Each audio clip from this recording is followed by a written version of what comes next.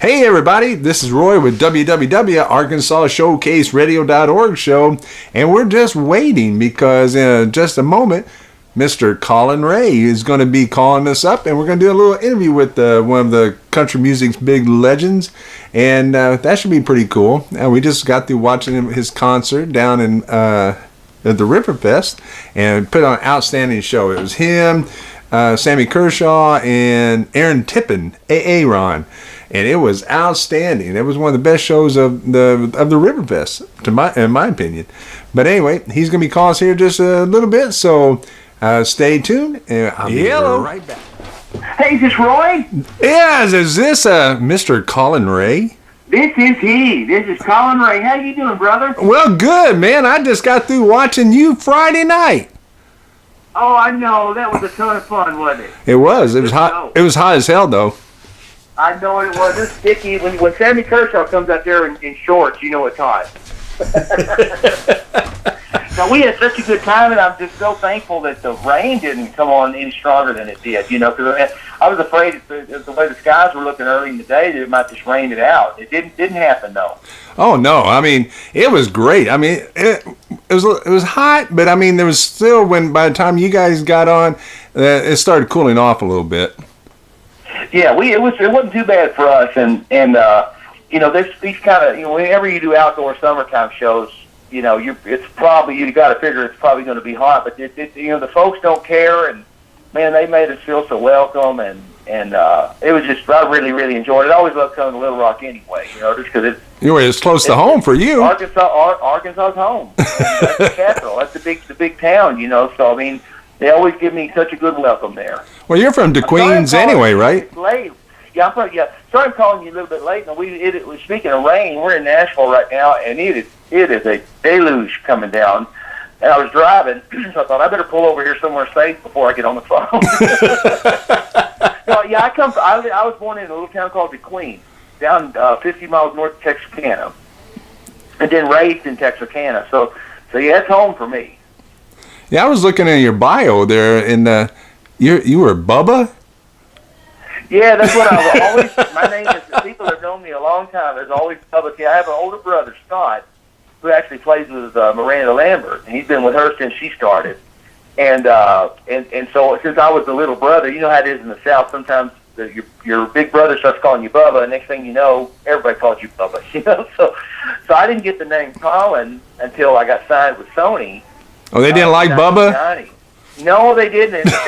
Nowadays, with all the pro country stuff and everything, I think that name would have worked just fine. But at the time, there were radio stations on the East Coast that the head of our label was like, we've got some resistance from before I was even released yet. Before I even had a single release yet, they said, there's some stations saying we are not going to play a record by a guy named Bubba.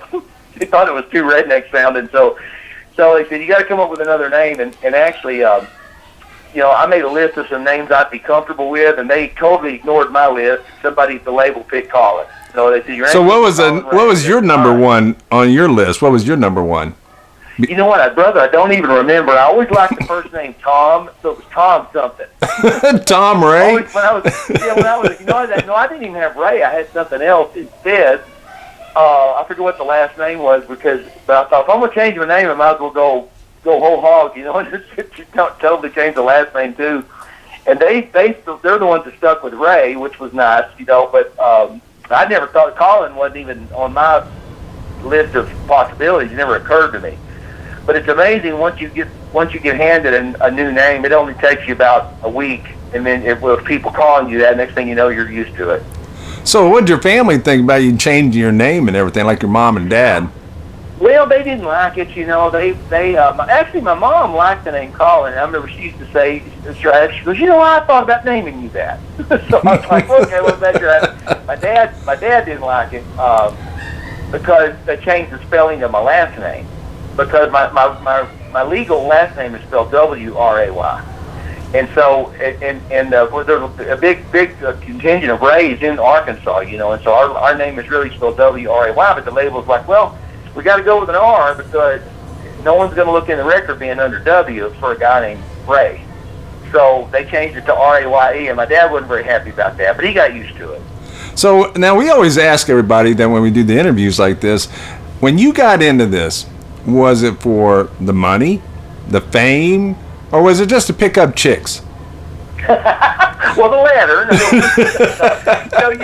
I think that influences every young man. When they learn when they're playing the guitar and the first time they get on stage, or whatever. But that pretty quickly on, my brother and I started taking it very seriously, and we wanted to be the Eagles. We wanted to be in a harmony band like that, where you had several lead singers and there wasn't just one guy out front, and writing our own songs. That's what we were trying to do. So we got pretty serious about it. But I think primarily, the money. We always thought, well, if this works, we could make some money at this.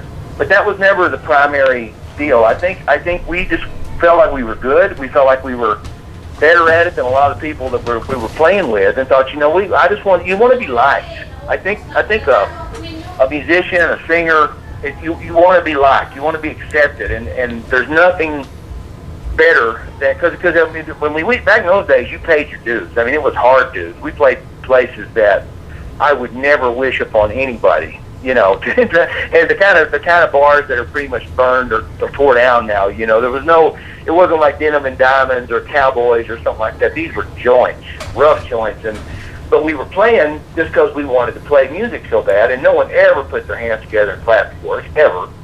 No one ever patted us on the back. Nobody ever told us we were good. And so I think you go through so many years of that, you're just out to prove someday people are going to like us. And that was our motivation. And eventually, as the years went by, my brother and I started wanting to do different things, and bands started breaking up. Next thing you know, I looked around one day, and it was just me and some younger fellas I didn't even know. And my manager was like, well, why don't we try pitching you as a solo artist? And honestly, it kind of scared me a little, because I'd never wanted to be a dude out front. I didn't want to be the guy. I wanted to be one of the guys, And but we started pitching me that way. Next thing you know, 6 months later, we had a record deal with Sony, Epic. So it was the right thing to do, obviously, and I got used to that new role pretty quickly. But I mean, but without a doubt, the greatest lure for me and the greatest motivation for me was just being accepted, and so that your career choice was a smart idea, was the right thing to do, and that's something that I never would have envisioned, that all these decades later I still get that. Several times a week I get to walk out on stage and people cheer just because I'm there. And they know your songs. Oh yeah, that's got to be bizarre when they're singing every word. Oh yeah. And I was like, holy crap! All these people know every word. I know, man, and those special moments like that, it happen so rarely. When I get to play Little Rock, I just happened to have a song called Little Rock that was became an anthem for so many people, and so. Yeah, I remember seeing Sammy and Aaron before we went on for the opening of the show. They were like, well, this isn't fair. You have an unfair advantage over us already. Well, Sammy Kershaw said you made fun of him because he only had one #1 song. We were blessed, man. We had 15 songs that went #1. And that's right up there with the Alan Jacksons and the George Straits of the world. And so I'm real thankful that I had a radio run the way that I did. I mean, if it wasn't for country radio, you wouldn't know who I am. They gave me a career and accepted me and accepted pretty much every song I put out. Some peaked out at 5 or 6, but usually we were always top 5 or close to it. And that's just, and again, I never took that for granted. Even when it was happening, I knew that I was blessed and things were, very thankful for that. But as the years go by, you're becoming even more thankful that at 57 years old, I can still go out there and do that and get the kind of response that we saw in Little Rock the other night. Oh yeah, you guys were outstanding. I mean, but it's got to be bad when you got Aaron, or like he likes to be called Aaron. He's all muscle and everything. But him side by side with Sammy Kershaw was very, very odd. Let's just put it this: Sam hasn't taken years to take care of himself.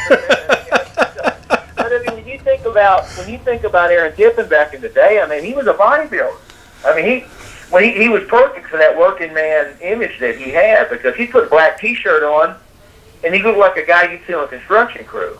And I think that his songs appeals to people, and the type of guy, and that's really who he is, by the way. Aaron Tippin is what you see is what you get. I mean, he is a blue collar, red, white, and blue American, and I think that's why he succeeded the way he did, is because people believed him.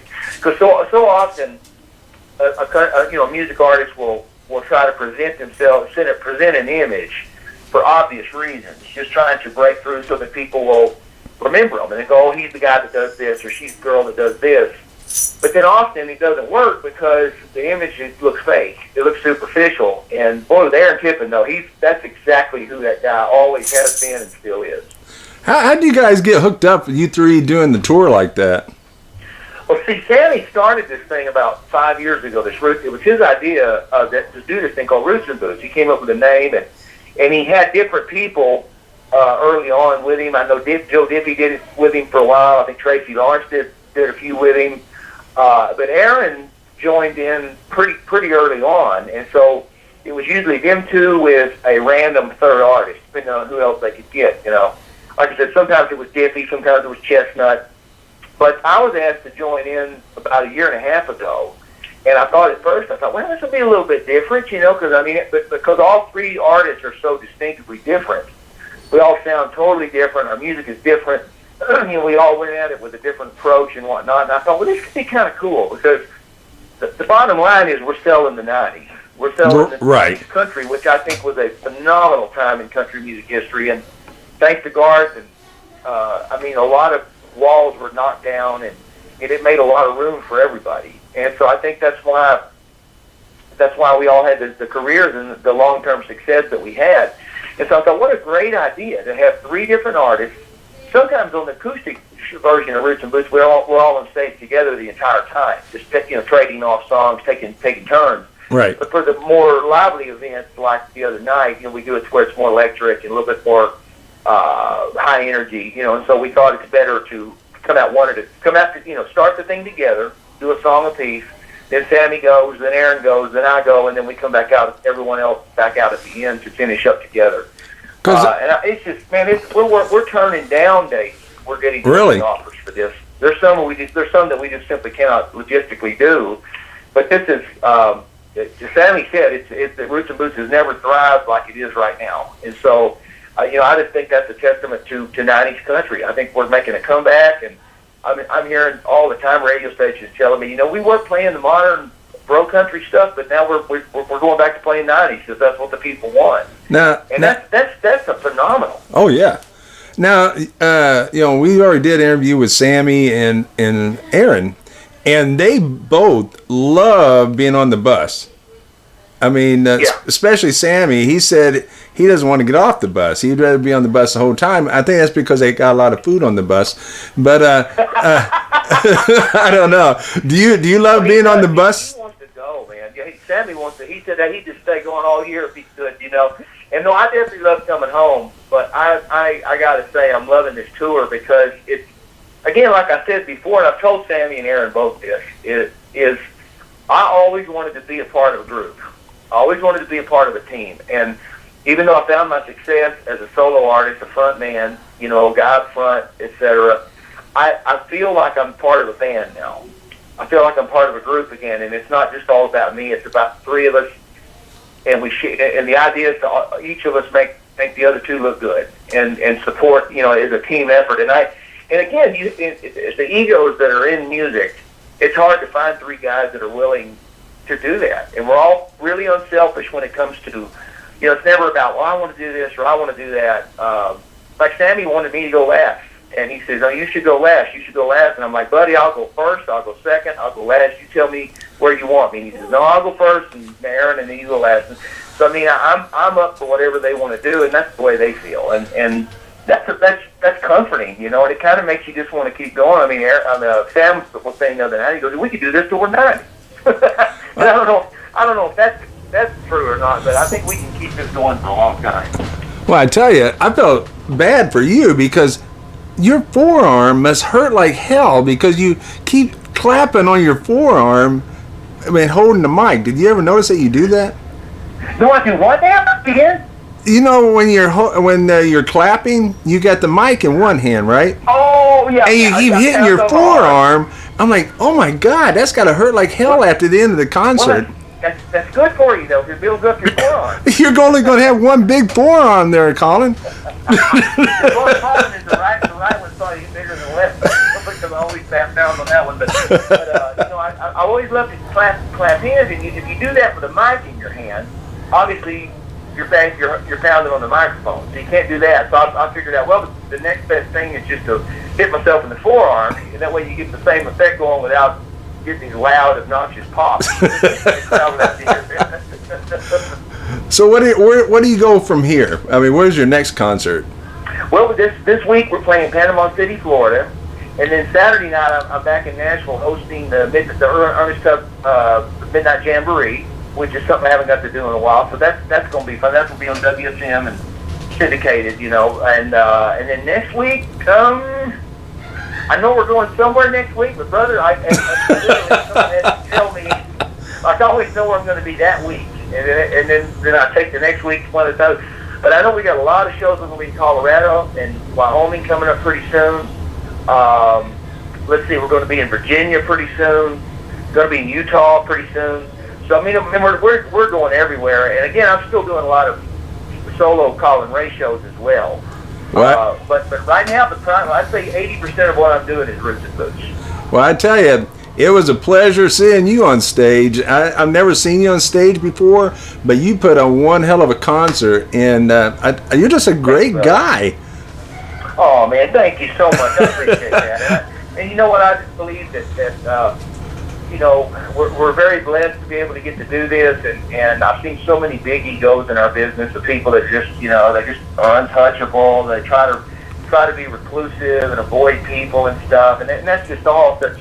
It's so wrong, and that's not what we're put on this earth to do. We're put on this earth to interact with other human beings, and if I look at it like this: if I have been blessed enough to be given what I've been given, then what that tells me that I'm supposed to share that with other people, not just musically and share the music, but share the kindness that's been offered to me and engage people. And I mean, people will come up to me and they always want to tell me their stories. They tell me about, when you came out with One Boy, One Girl, this is what happened to us.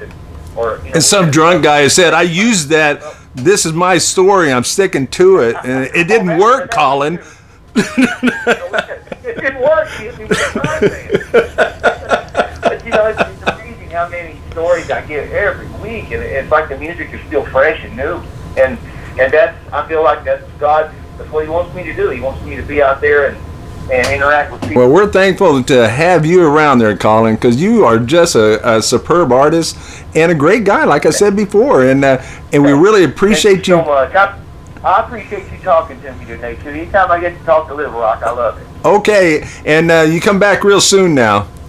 We sure will, man. God bless you, and God bless everybody in Arkansas. I'll see y'all soon. Okay, take care there, Colin. Okay, thanks, brother. Take care. Oh, man, Mr. Colin Ray. Wasn't he great? He was just great. I couldn't see myself there for a little bit, so I was kind of out of the picture, but he was just outstanding, and if you missed his concert, you missed a lot, because those three guys put on, it was Aaron Tippin, Kershaw, they put on one heck of a concert.